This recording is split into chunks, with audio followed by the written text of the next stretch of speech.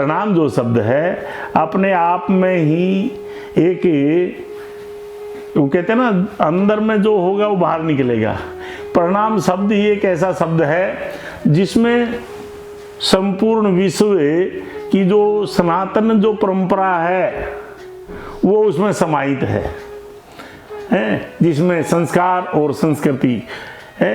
भागवत में लिखा है, नाम संकीर्तनम यस्य सर्व पाप प्रणाशनम प्रणामो दुख समनस्तम तम नमामि हरिम परम।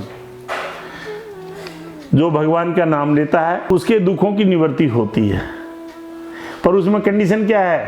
दुख समनस्तम नमामि हरिम परम। प्रणामो दुख समनस्तम, प्रणाम कर लेने मात्र से इस जीवात्मा के सभी दुखों की निवृत्ति हो जाती है। जैसे हम किसी से भी प्रणाम करेंगे ना, तो प्रणाम कर लेने मात्र से अगले सामने वाले को अपने आप, चाहे गुस्से में है, काम में है, क्रोध में है, लोभ में है, मोह में, अहंकार में, प्रणाम कर लेने मात्र से उसकी जो स्मृति बनेगी ना, ऑटोमेटिक संस्कार युक्त हो जाएगी। आप जैसे किसी को हम राम राम बोलेंगे तो दूसरे को सुनाई देगा कि नहीं देगा, पर हमारे को स्वयं, हम अपने आप में उसके साक्षी जरूर हैं। हम अपने आप को प्रणाम कर रहे हैं, और प्रणाम अपने आप का मतलब ये है कि सबसे पहले हम अपने आप को स्वस्थ कर रहे हैं, मानसिक रूप से, शारीरिक रूप से, वैचारिक रूप से, सामाजिक रूप से, हैं।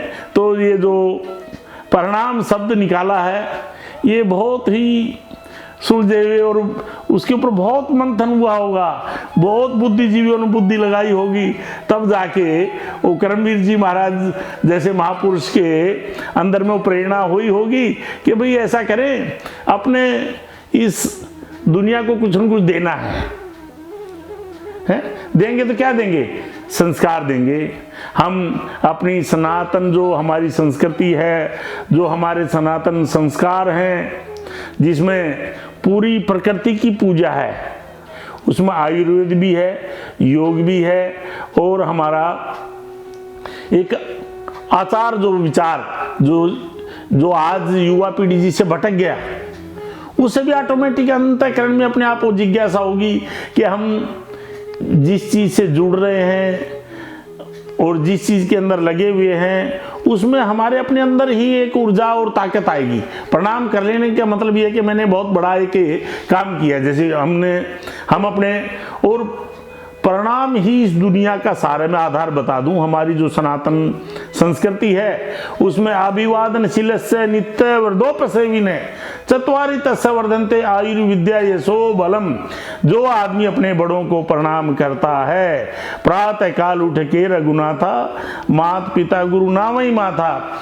जो आदमी अपने बड़ों को प्रणाम करता है, पर आज हमारी संस्कृति में हमारे बच्चे प्रणाम करना भूल गए कि प्रणाम करें क्या, प्रणाम का मीनिंग क्या है?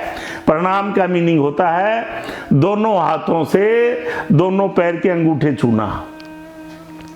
दोनों हाथों, जिसको हम प्रणाम कर रहे हैं उसके दोनों पैर के अंगूठे छूना, उसका मतलब यह है कि प्रणाम है। ये जो प्राणवायु है ये सिर पर पड़ेगी। प्रणाम शब्द का मीनिंग क्या है? प्रणाम करने से मिलता क्या है? नंबर एक, जो आदमी नित्य प्रति अपने बड़ों को, माँ बाप, दादा दादी, घर में जो भी बड़े हैं उनको जो नित्य प्रति प्रणाम करता है बेमौत नहीं मरता।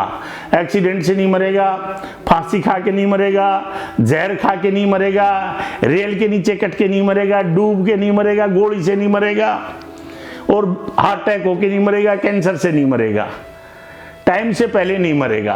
और जो 50 साल से पहले जाते हैं, इसका मतलब कहीं की प्रणाम करने में, आशीर्वाद में कमी है।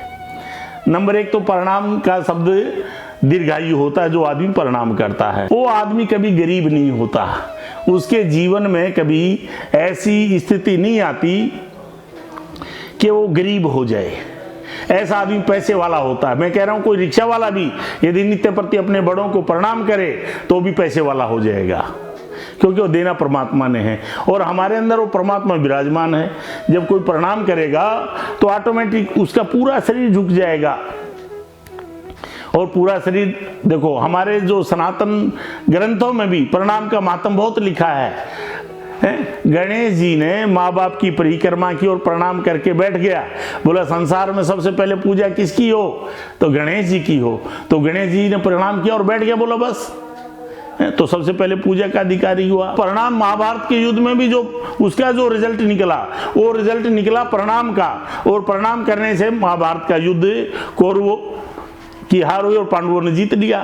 प्रणाम करने में अपने आप में एक ऐसी ताकत छुपी हुई है। नंबर 1, आदमी दीर्घायु होता है। नंबर 2, पैसे वाला होता है। और नंबर 3, आदमी की कहीं पर गर्दन नहीं झुकती। आजकल बहुत से जो नकली संत थे या नकली जो टोपीबाज जो उद्योगपति थे, सब लोगों को भागना पड़ा। उन सब के कई तरह से गर्दन नीचे हुई है। तो क्यों? क्योंकि उनके ऊपर माँ बाप का आशीर्वाद। आपकी आर्थिक संपन्नता हो सकती है, परंतु जब तक वैचारिक संपन्नता नहीं होगी, जब तक आपके ऊपर आपके बड़ों का, क्योंकि माँ बाप से बड़ा ही दुनिया में कोई तपस्वी नहीं है, कोई त्यागी नहीं है। आपके माँ बाप होंगे तो कितना बड़ा उनके अंदर आपके लिए क्या क्या कर दे, हमारा बेटा ही सब कुछ बने, हमारी बिटिया ही सब कुछ बने, हमारे बच्चे ही आगे जाएं। ये कितनी बड़ी सोच होती, चाहे वो रिक्शा वाला हो और चाहे कॉरपोरेट का आदमी हो। तो इसलिए जो अपने बड़ों को प्रणाम करता है उसकी गर्दन दुनिया में कहीं नहीं झुकती। कोई झूठा आरोप प्रत्यारोप कोई कुछ भी करना चाहे तो उसके ऊपर कोई असर नहीं होगा। और नंबर 4 है, टाइम से पहले बूढ़ा नहीं होता। जैसे लीवर फेल हो गया, किडनी फेल हो गई है, और नाना प्रकार की कोई बीपी इतना बढ़ गया कि सब कुछ सामने रखा, खा नहीं पा रहे। तो ये कहाँ कमी है? प्रणाम कर लेने से। बहुत सोच से हम पूछते हैं भाई, बोला मैं माँ बाप का बहुत आज्ञाकारी हूँ, बहुत आगे रहता हूँ, पर आज्ञाकारी साथ में रहने से आशीर्वाद नहीं मिलता। आशीर्वाद तो कंडीशनल मिलेगा। जैसे ऊपर पंखा लगा होता, जब तक बटन नहीं दबाएंगे तब तक हवा नहीं मिलेगी। इसी तरह से हम माँ बाप के साथ में रहेंगे तो आशीर्वाद नहीं मिलेगा। आशीर्वाद तो जब मिले जब हम दोनों हाथों से पैर छुएंगे और कहेंगे जाओ बेटा, स्वस्थ रहो, प्रसन्न रहो, आनंद में रहो, धन धान्य से पूर्ण रहो। इसलिए प्रणामो दुख समनस्तम तम नमामि हरिम परम। जो आदमी प्रणाम करता है वो आदमी संसार में हमेशा ऊपर और दीर्घायु और जीवित रहता है। आज हमारे तो राजनीति सत्ता में देखो, हमारे जो प्रधानमंत्री जी हैं यशस्वी हैं, श्रीमान हैं, कोई गर्दन नहीं झुका रहा उनकी। दुनिया में जय जयकार हो रही है। किस कारण? उन्होंने अपने बड़ों को प्रणाम किया। और एक हमारे युवा, वो कहते हैं हम भावी प्रधानमंत्री हैं, वो भी माँ बाप का कैसा आशीर्वाद लेते हैं, उसका भी साक्षात सामने है सब कुछ। इसलिए हमारे जो ये परिणाम, जो आपका जो टीवी चैनल है, हम चाहते हैं कि दुनिया में इसके द्वारा हमारी संस्कृति, संस्कार और हमारा जो जीवन को आधार देने के लिए, ताकत देने के लिए जो आयुर्वेद है उसका इसके माध्यम से खूब प्रचार प्रसार हो।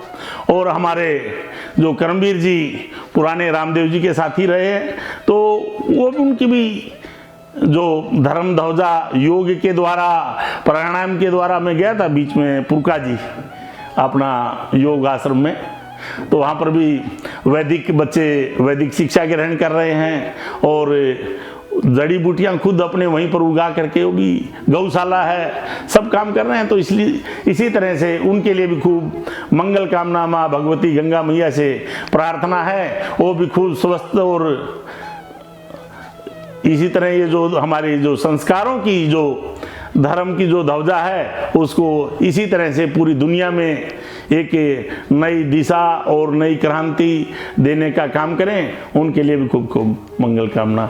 हरि ओम तत्सत, हरि ओम तत्सत।